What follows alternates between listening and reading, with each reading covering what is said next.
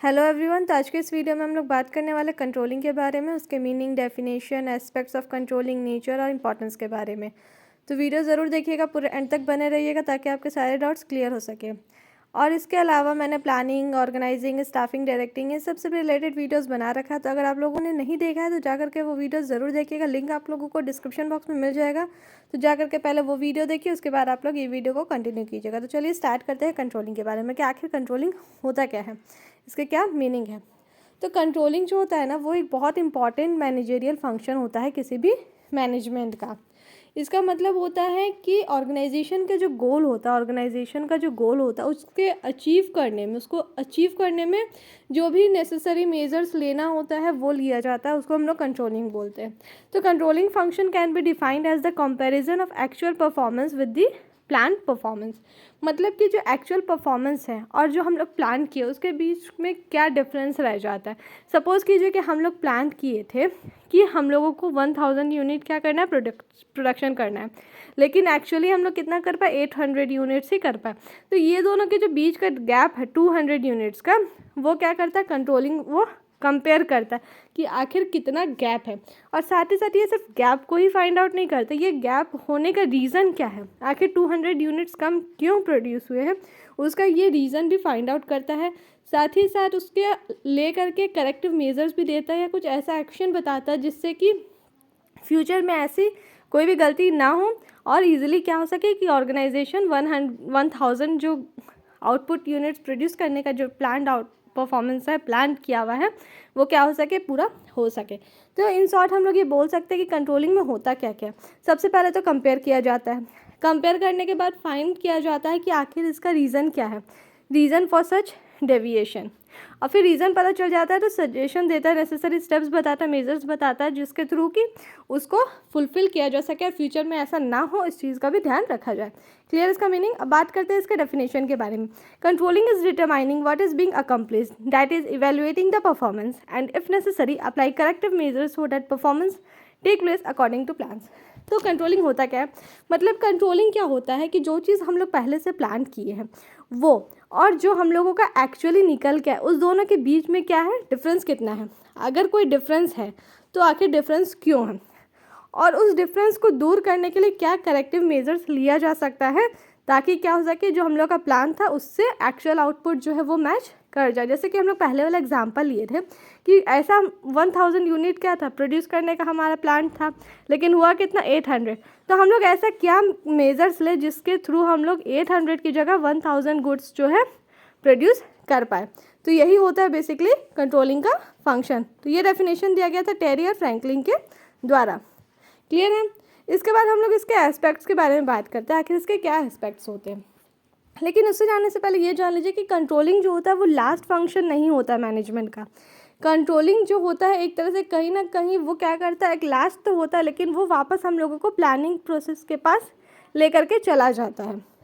ये एक ऐसा फंक्शन है जो कि क्या होता है, मैनेजमेंट साइकिल को वापस प्लानिंग तक लेकर के जाता है। इसका जो स्कोप होता है वो बहुत वाइड होता है, क्योंकि क्या करता है, ये कंपेयर करता है एक्चुअल आउटपुट को, एक्चुअल परफॉर्मेंस को, और जो प्लान परफॉर्मेंस है उसके बीच में क्या करता है, वो कंपैरिजन करता है। अब बात करते हैं इसके एस्पेक्ट्स के बारे में। सबसे पहला है strategic control.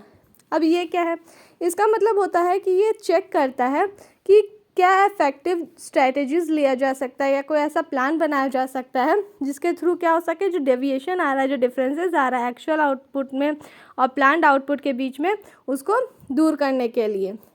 Next operational control. इसका मतलब होता है कि जो फोकस होता है वो किस पे होता है, मैनेजेरियल या कुछ अदर एक्टिविटीज़ पे होता है ऑर्गेनाइजेशन का।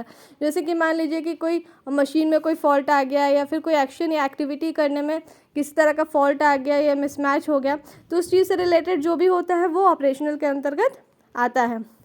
इसके बाद नेक्स्ट है नेचर। आखिर कंट्रोलिंग का नेचर क्या होता है। Controlling is a goal oriented function. तो जो कंट्रोलिंग होता है वो क्या होता है, गोल ओरिएंटेड होता है।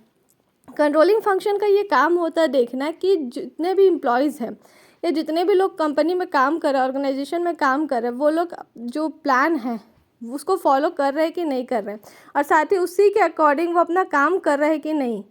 जो भी प्लान क्या है वो पहले से बनाया जाता है, उसी के अकॉर्डिंग ऑर्गेनाइजेशन में जितने भी लोग हैं उन लोगों को काम करना पड़ता है। तो जो कंट्रोलिंग फंक्शन होता है वो ये चीज़ देखता है कि ऑर्गेनाइजेशन में सारा काम प्लान के अकॉर्डिंग हो रहा है कि नहीं हो रहा है, जिसके थ्रू क्या होगा कि ऑर्गेनाइजेशन का जो गोल है उसको अचीव करने में ईजी हो जाएगा। नेक्स्ट है controlling is all pervasive function. तो जो कंट्रोलिंग है वो सिर्फ टॉप लेवल ऑफ मैनेजमेंट का काम नहीं है, कंट्रोलिंग मिडिल लेवल को भी करना पड़ता है और ऑपरेशनल लेवल को भी परफॉर्म करना पड़ता है। नेक्स्ट है controlling is both forward looking as well as backward looking. तो कंट्रोलिंग बैकवर्ड लुकिंग कैसे है? तो कंट्रोलिंग क्या करता है, कंपेयर करता है प्लान परफॉर्मेंस को एक्चुअल परफॉर्मेंस के साथ। तो उसके लिए वो क्या करेगा, जो एक्चुअल परफॉर्मेंस है, एक्चुअल परफॉर्मेंस भी तो कहीं ना कहीं हो चुका है, बैकवर्ड ही जाएगा। उसके लिए वो क्या देखेगा, अपना पास्ट देखेगा कि कितना वो एक्चुअली प्रोडक्ट प्रोड्यूस कर पाए हैं, और साथ ही साथ जो प्लान्ड आउटपुट है उसके लिए भी वो क्या करेगा, बैकवर्ड ही देखेगा। साथ ही साथ क्या होता है कि कंट्रोलिंग में कंपैरिजन होता है। कंपैरिजन होने के बाद क्या होता है कि सजेस्टिव मेजर्स दिया जाता है जिसके थ्रू क्या हो सके कि जो गैप आया, जो डेविएशन आया उसको फुलफिल किया जा सके। तो ये कब पॉसिबल है, ये पॉसिबल है फ्यूचर को लेकर के, कि हम लोग आगे अगर जाना चाहते हैं, जो आगे का लुकिंग मतलब फॉरवर्ड लुकिंग के लिए ये चीज़ क्या होता है, हेल्पफुल होता है। तो जो कंट्रोलिंग है वो क्या है, कहीं ना कहीं बैकवर्ड लुकिंग है, क्योंकि हम लोग जो एक्चुअल परफॉर्मेंस और प्लान परफॉर्मेंस है उसको देखते हैं, तो वो क्या होगा, बैकवर्ड लुकिंग। और जो हम लोग सजेस्टिव मेजर्स निकालते हैं वो कब के लिए निकालते हैं, वो फ्यूचर के लिए निकालते हैं। जो भी मेजर्स निकालते हैं, जो भी एक्शंस लेते हैं, जो भी करेक्टिव सजेशंस देते हैं, वो क्या करते हैं, फ्यूचर के लिए देते हैं। तो इसीलिए ये फॉरवर्ड लुकिंग हो जाएगा। नेक्स्ट है controlling is a continuous function. तो कंट्रोलिंग ऐसा नहीं है कि सिर्फ वन टाइम जॉब है, ये वन टाइम जॉब बिल्कुल भी नहीं है, ये ऑनगोइंग प्रोसेस है। और जब तक ऑर्गेनाइजेशन सर्वाइव कर रहा है तो उसको कंट्रोलिंग का फंक्शन जो है उसको पूरा करना पड़ेगा। क्लियर है इतना? नेक्स्ट इसके बाद बात करते हैं इसके इंपॉर्टेंस की। तो आखिर कंट्रोलिंग का क्या क्या इंपॉर्टेंस होता है? तो कंट्रोलिंग जो है वो ऑर्गेनाइजेशन का गोल को अचीव करने में बहुत ज़्यादा हेल्प करता है, क्योंकि ये क्या करता है, जो एक्चुअल परफॉर्मेंस है और जो प्लान परफॉर्मेंस है उसके बीच में जो गैप होता है उसको फाइंड करता है, उसका रीज़न फाइंड करता है, और साथ ही साथ क्या करता है, उसको दूर करने का सजेस्टिव मेजर्स भी देता है, जिससे क्या होता है कि ऑर्गेनाइजेशन का गोल को अचीव करने में ईजी हो जाता है। साथ ही साथ ये क्या करता है, जो भी स्टैंडर्ड्स है उसका एक्यूरेसी को जज करता है। कंट्रोलिंग के थ्रू क्या होता है कि हम लोग इजीली जज कर सकते हैं, इजीली देख सकते हैं कि जो भी टारगेट सेट किया गया है वो एक्यूरेट है कि नहीं है, क्योंकि अगर एक्यूरेट कंट्रोल होगा तभी जा करके हम लोग को पता चल जाएगा कि जो टारगेट या जो स्टैंडर्ड सेट किए गए हैं वो इन्वायरमेंट के चेंजेस को ध्यान में रख करके किया गया है कि नहीं किया गया है। साथ ही साथ इसमें ये भी होता है कि जो भी रिसोर्सेज है उसका एम्प्लॉयज़ क्या एफिशिएंट यूज़ करते हैं, एफिशिएंट यूटिलाइजेशन होता है सारे रिसोर्सेज का। क्योंकि क्या होता है कि जो भी एक्टिविटी एम्प्लॉयज़ परफॉर्म कर रहे हैं उसके ऊपर क्या होता है कि कंट्रोल जो है वो पूरी तरह से गाइड करता है, और साथ ही साथ ये भी ध्यान में रखता है कि जो भी एम्प्लॉयज़ है वो राइट ट्रैक पे जा रहे हैं कि नहीं जा रहे, जिसके थ्रू क्या होता है कि जो रिसोर्सेज है उसका बहुत अच्छी तरह से बहुत इफेक्टिव वे में यूज़ होता है। साथ ही साथ ये क्या करता है कि एम्प्लॉय को मोटिवेशन भी प्रोवाइड करता है। तो अगर इफेक्टिव कंट्रोल सिस्टम होगा तो वो क्या करेगा, जो भी गोल्स और स्टैंडर्ड्स होते हैं वो एम्प्लॉयज़ को या सबऑर्डिनेट्स को एडवांस में बता दिया जाएगा। तो उससे क्या होगा कि एम्प्लॉयज़ को पहले से पता होगा कि उसको क्या करना है, और एक फ्री कम्युनिकेशन और अच्छा मोटिवेशन क्या करेगा कि एम्प्लॉय को अच्छा काम करने में हेल्प करेगा, वो अपना बेटर परफॉर्मेंस दे पाएगा। इसके बाद साथ ही साथ ये क्या करता है कि ऑर्डर और डिसिप्लिन को भी मेंटेन करके रखता है, क्योंकि क्या होता है कि जो भी इफेक्टिव कंट्रोलिंग सिस्टम होता है वो क्या करता है, जितने भी एम्प्लॉयज़ है उसके ऊपर नज़र रखता है, वो ये ध्यान में रखता है कि जितने भी फंक्शंस है ऑर्गेनाइजेशन के वो क्या हो रहे हैं, अच्छी तरह से क्या हो रहा है, उसको फॉलो किया जा रहा है, एफिशिएंटली क्या है उसको फॉलो किया जा रहा है। तो उस चीज़ पे क्या करते हैं, वो नज़र रखते हैं। साथ ही साथ ये भी देखते हैं किसी भी तरह का कोई फ्रॉड या डिसऑनेस्टी तो नहीं किया जा रहा है एम्प्लॉयज़ के द्वारा। इसके बाद है कि ये फैसिलिटेट भी करता है कोऑर्डिनेशन इन एक्शन को।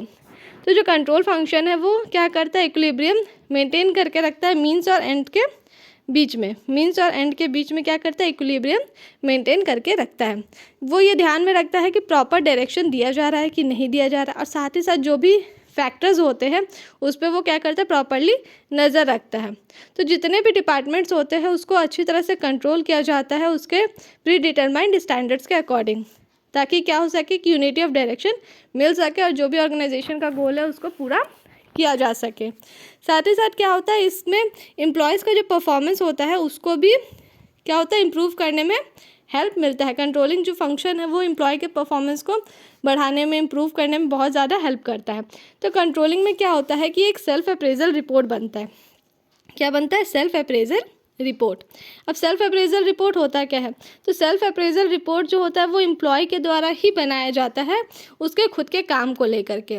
मतलब कि जो भी काम एम्प्लॉय किया है वो उस चीज़ के बारे में, वो अपने अचीवमेंट के बारे में एक रिपोर्ट बना करके रखता है, एक रिपोर्ट तैयार करके रखता है, जहाँ पे वो अपने परफॉर्मेंस के बारे में डिटेल में एक्सप्लेन करता है कि वो क्या क्या काम किया है, कितने टाइम में काम किया है, उसको जो काम दिया गया था उसके कंपैरिजन में वो क्या काम किया है, उसके अकॉर्डिंग जो भी चीज़ है, जो भी उसका अचीवमेंट्स है, वो सारा कुछ उसमें वो मेंटेन करके रखता है।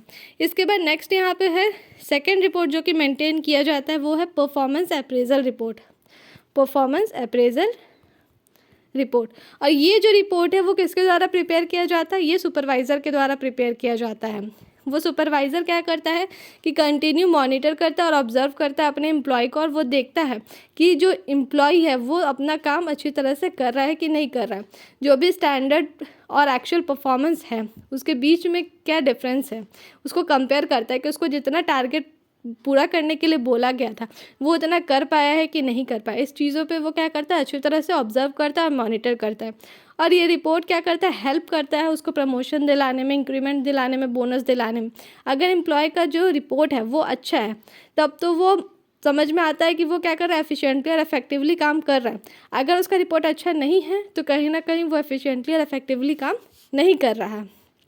इसके बाद इसका नेक्स्ट एक और इम्पॉर्टेंस है, वो ये है कि जो एरर्स होता है, ऑर्गेनाइजेशन है, एम्प्लॉयज़ काम करे तो कहीं ना कहीं क्या होता है, एरर्स भी बहुत ज़्यादा होता है। पर कंट्रोलिंग फंक्शन क्या करता है कि एरर को मिनिमाइज़ करने में हेल्प करता है, क्योंकि यहाँ पे क्या हो रहा है कि कंटिन्यूस मॉनिटरिंग हो रहा है, कंटिन्यूस चेक किया जा रहा है हर चीज़ों को लेकर के। तो उससे क्या होगा कि एरर होने का चांसेस कहीं ना कहीं बहुत कम हो जाएगा। क्लियर है इतना? तो ये देखिए, ये है कुछ importance. Improving employees motivation, ensures order and discipline, facilitates coordination in action, helps in improving the performance, helps in minimising the errors, helps in achieving organisation goal, judging of accuracy of standards, making efficient use of resources. तो video कैसा लगा comment करके बताएं। Video को like करना ना भूलें। Video को पूरा देखने के लिए थैंक यू।